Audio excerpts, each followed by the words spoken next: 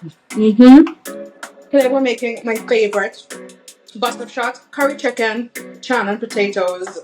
Quick, easy meal your kids are going to enjoy. Let's go.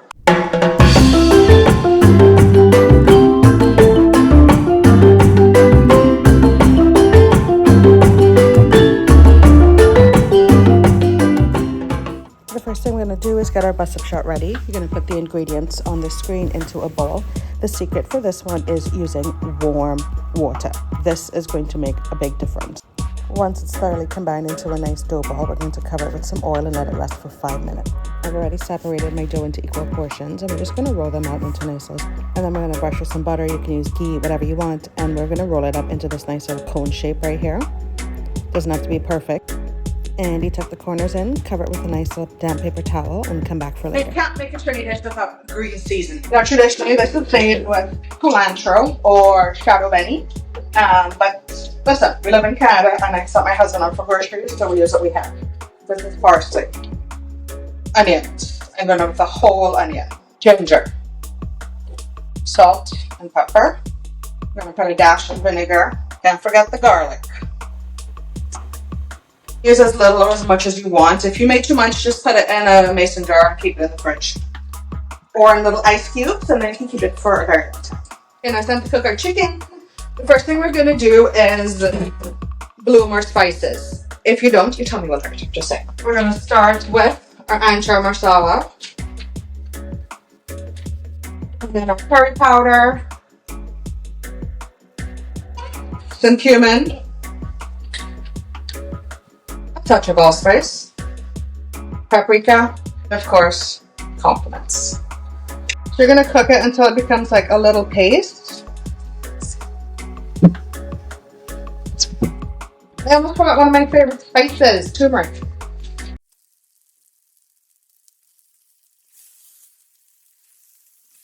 So we've got our chicken in the pan. We're gonna get it all mixed together, nice like that. And you're going to cover it, leave it for a few minutes. While my chicken is doing its thing, I basically like to do the same exact thing in a small pot for my chickpeas and my potatoes. Basically, toss my potatoes in just like I did my chicken, same exact thing, okay? You see how our chicken, after a few minutes covered, it springs its own natural juices? That's what we're looking for right there, okay? Now we're just going to add just enough water to cover it. To the pot of potato. Okay, while we're waiting for that to cook, let's get back to our bust-up shot. Okay, this is our dough that was resting. Take our paper towel off. It should look like this. We're going to do a clean floured surface. Too much. So these are our little things we're going to roll out. So just going to flatten it.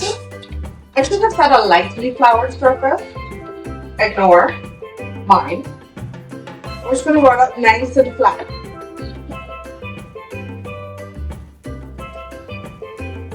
Fun fact, it's called bust-up shot because it resembles a busted-up shirt. And if you know Chinese, you know how they can go from busted-up t-shirt to bust-up shot. Yeah, see how nice and thin that is? This is what we're looking for. Nice thin, doesn't have to be a perfect circle. Okay, now that it's nice and thin and rolled out, we're going to put it on our pan. So in Trinidad, you use something called a tawa. It's a big circular flat pan, but this will do if you don't have a tawa. I'm sure Amazon has it. Okay, so we're going to go in with a little bit of, this is just plain canola oil. We want to brush the edges.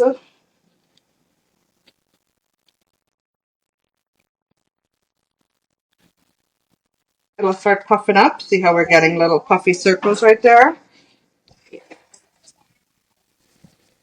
That's what it wants, right?